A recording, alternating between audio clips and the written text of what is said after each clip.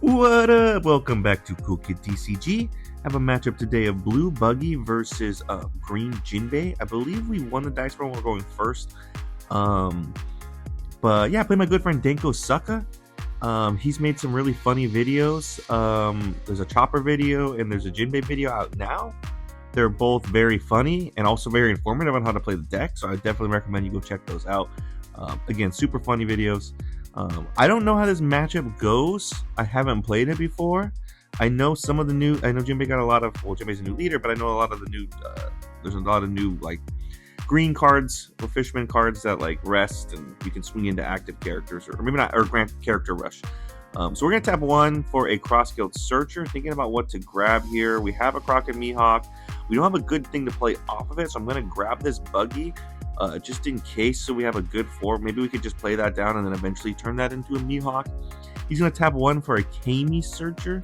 Kami searches top 5, I believe. Could be top 4. For a Fishman or a Morphoke. I'm not sure exactly if it's Fishman, Morphoke, or Fishman Island. I think that's Shirahoshi's Fishman Island and Neptunians. But he's going to grab a new event called Vagabond Drill that allows him to go +3 and rest a 3 cost or less, which in our deck the only thing that's going to be is Galdinos. And he searches again and he grabs an Arlong. That Arlong's from EBO2. Yeah. So we go to our 3-Dawn turn. We have a Galdino searcher, so let's search top 4 again. We can grab this Alvida.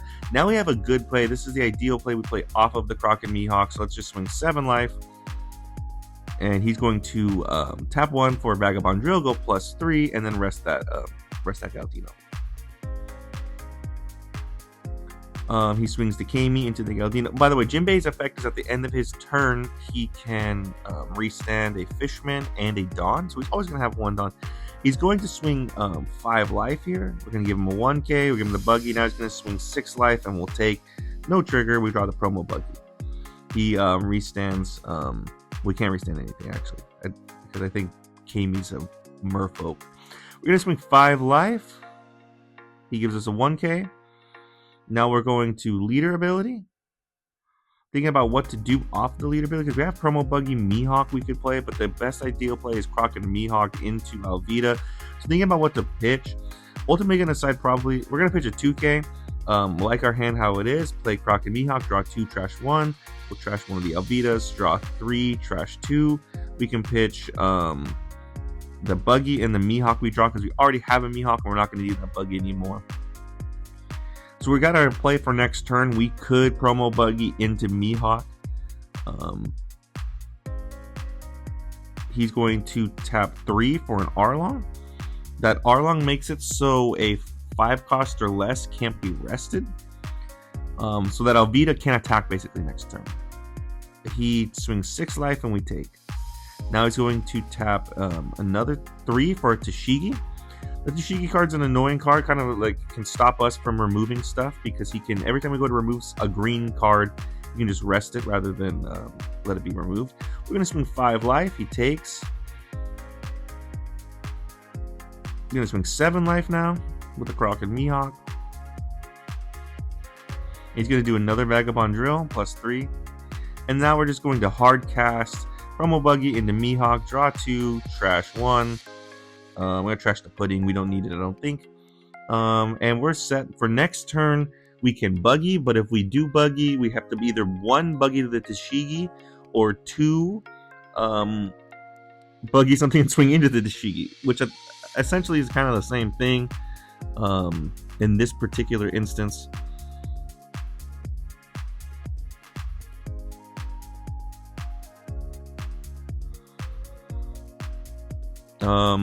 Yeah, and another thing too is he can only attack with the Kamis, because the Arlong and Tashigi have shut them off. They're both 4,000 power, so not the most ideal swing. He's going to swing 5 life. We'll give him a 1K. The reason I don't just block immediately, because he had so much Dawn Sending, I wanted to see what he was going to do. I'll block this. I don't think he's going to run like an Electric Luna or something that can stun the Mihawk. But he's going to tap 5 for a Sewer Maid, which is just a vanilla 2K, and pass. We go to our 9-Dawn turn, so we do have Buggy in play.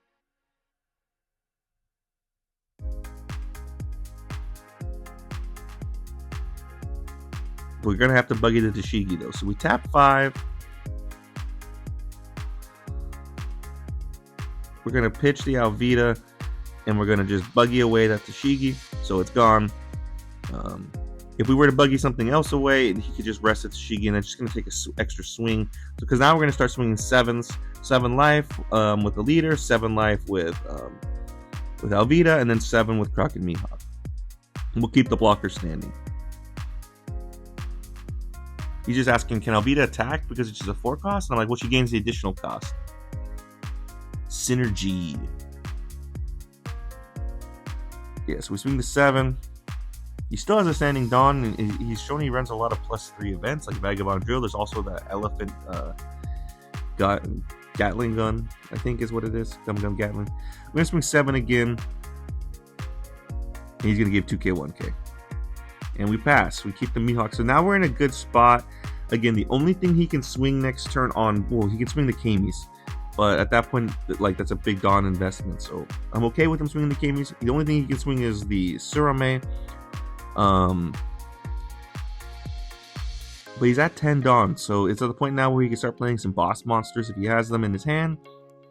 He hasn't seen the new SR Jinbe yet, which has concurrent character rush. Which would just be kind of troublesome. He's going to swing 8, it looks like. He's putting 3, thinking about what to do. But first he's going to swing 9 into the Alvida, excuse me, 8 into the Alvida, and he puts 2 Dawn. We'll let the Alvida die. The idea here is if we keep our board intact the rest of the way. Now he's used his biggest swing. He's just got the leader swing. He's going to swing 8 now. If he swings life, we're just going to take it. If he swings into... we take no trigger. So now he has 5 Dawn standing. I don't think there's any character. I don't think there's any rush we need to worry about. Or any character rush.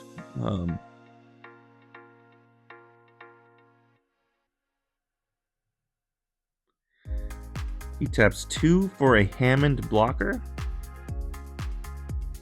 And then passes with 3 Dawn standing. He gets to restand a 4th. So he has 4 Dawn standing. So that's kind of... he probably has some decent events in his hand. But he's played a blocker. So the idea here now is... we can go about this a bunch of different ways. We can just start trying to bully him. Or we can just buggy. And I like the idea of bugging. So we're going to first buggy away the Hammond blocker. Then we're going to swing 7 into the 7 in the life. And then we're going to swing 5 life. If he would have taken that, I might have put more Dawn on leader and really pressed hard. But because we still have a Mihawk swing and a Buggy swing. So we're going to swing 12. I'm thinking about where the swing should go. I can't kill him this turn now. But what I can do is his hand size is relatively small down. I think I can just... I'm going to swing 12 into the Surame. And then I still have 5. I can Buggy again, but I'm thinking, what am I going to play over? I'm swinging 12 into the 6. We get able to kill it. Now we're going to Buggy... we're going to play over the promo Buggy. And we're going to bottom deck his Arlong. That way, like, yes, we stopped the 3s and... or we got rid of our 3s and 4s from attacking protection, but he doesn't have any 3s and 4s on the field anymore. And we're kind of set up to win next turn. We have the Croc and Mihawk in case he has like a Bender decking. He can KO one of our Buggies or like a 911 Shanks. We're just in a really strong spot. If he plays a Hody down, it's not going to be enough to win the game. I think we would just need like 1k counter to get out, because he'd have to put 3 Dawn on a Kami, which he does right now. He swings 5 life. We'll give him 2k counter.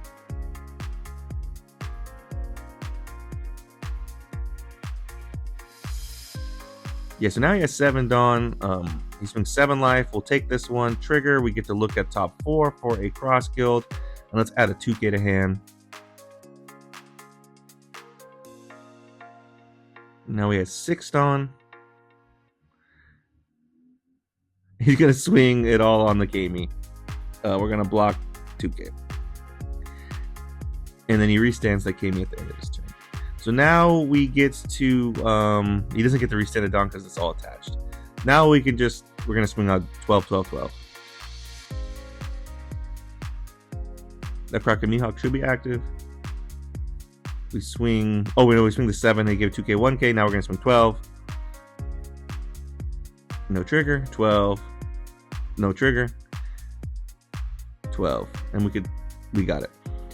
So, I don't think we talked afterwards. He didn't get to see the cards that really make his deck go, like the Jinbe.